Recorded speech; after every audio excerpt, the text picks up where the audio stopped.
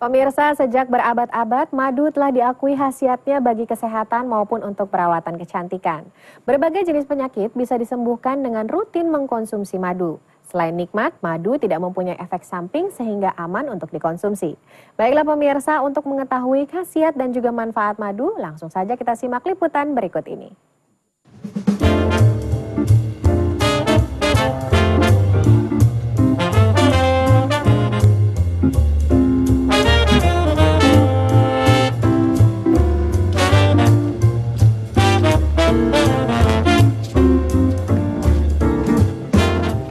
Tidak ada satupun penyakit di muka bumi ini yang tidak bisa disembuhkan dengan madu.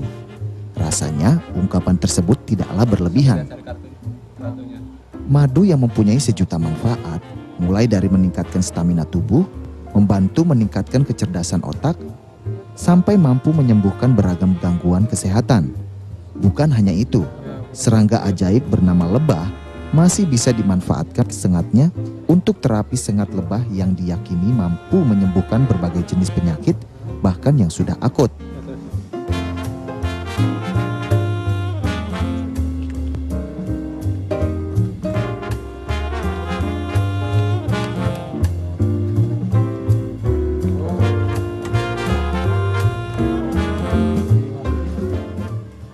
Fakta menarik lainnya, peternak lebah madu bisa terhindar dari penyakit kanker dan penyempitan pembuluh darah.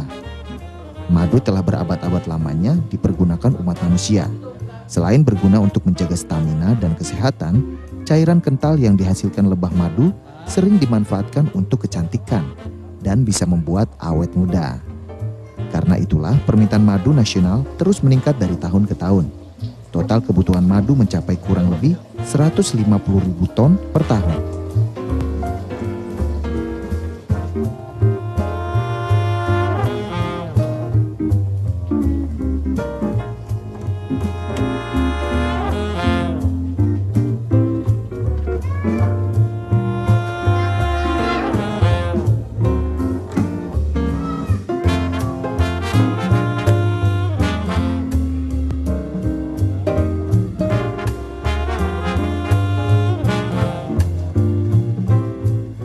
Sementara itu, produksi madu dalam negeri baru bisa mencapai 40.000 ton.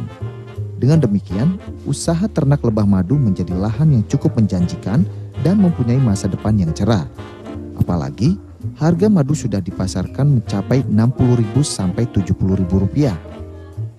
Peluang usaha yang menggiurkan itulah yang akhirnya mendorong Sri Hidayat atau yang biasa disapa Pak Dayat untuk menekuni ternak lebah madu. Saat saya dulu menjadi sales, saya itu dapat pelatihan di IPB masalah lebah madu ini. Akhirnya sinkron lah dengan yang saya lakukan dengan ilmu yang saya dapat, ya. Dan dari 150 agen itu, ternyata dari 2 agen saja itu selama ini itu sudah bisa mencukupi kebutuhan gaji saya yang selama ini saya terima. Jadi dari situlah timbul entrepreneur saya untuk menjadi wirausaha di bidang ini. Karena saya katakan tadi saya sudah jadi sales, jadi artinya hilirnya saya sudah tahu.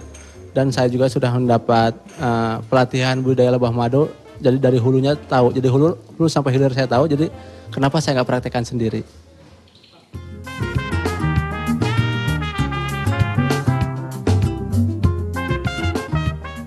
Besarnya permintaan pasar ditambah dengan harga madu yang menggiurkan, membuat dan mendorong orang untuk memproduksi madu asli tetapi palsu alias aspal. Namun, perbuatan tersebut tentu merugikan bagi pengusaha lebah madu asli seperti Pak Dayat. Bahkan, gara-gara ulah pengusaha nakal, banyak peternak lebah dan pengusaha madu skala rumahan harus berjuang ekstra untuk meyakinkan konsumen.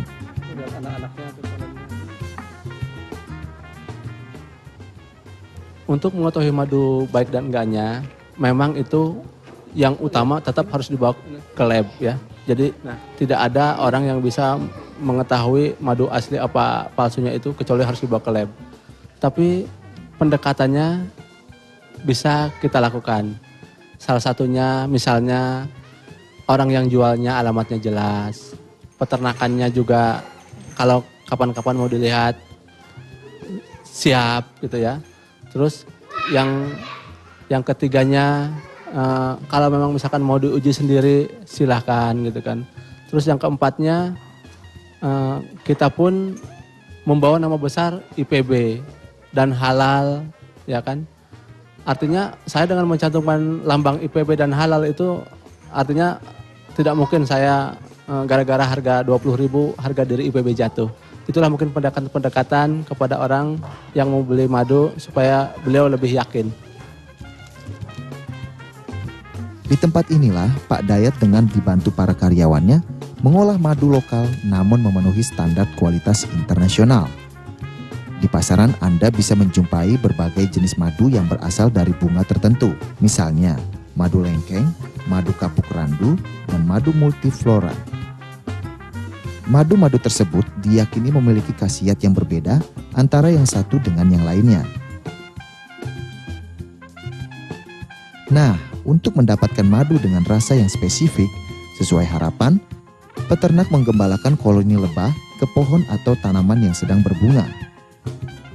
Pertama-tama ya madu itu ya lebah itu kita gembalakan di perkebunan tertentu. Karena kita di sini itu punya madu itu spesifik bunga. Misalnya pada saat rambutan berbunga, lebahnya kita gembalakan di perkebunan rambutan. Setelah 15 hari ya dan nektarnya bagus, bunganya bagus, itu kita bisa panen. Ya 12 sampai 15 hari udah bisa panen. Dari satu kotak itu kita bisa mendapatkan sekitar 4 sampai 6 kilo ya. Nah, dari kotak-kotak tersebut setelah kita panen, kita saring dan kita masukin ke dalam blung. Ada blung, nanti mungkin bisa dilihat ya.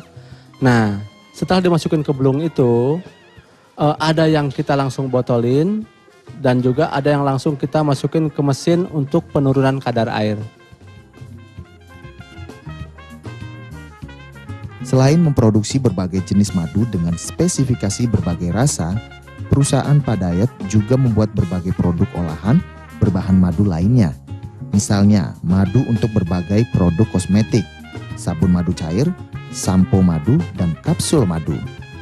Harapan saya sih kepada masyarakat tentunya selama ini kan sering mengkonsumsi bahan-bahan kimia, ya kadang-kadang ada makanan junk food, padahal itu belum tentu, mungkin di mulut mungkin enak ya, tapi mungkin di badan juga belum tentu menerima. Jadi saya kira alangkah baiknya kalau kita kembali ke herbal ya, karena kembali ke madu itu pertama memang di semua Alkitab juga mengatakan keutamaan minum madu.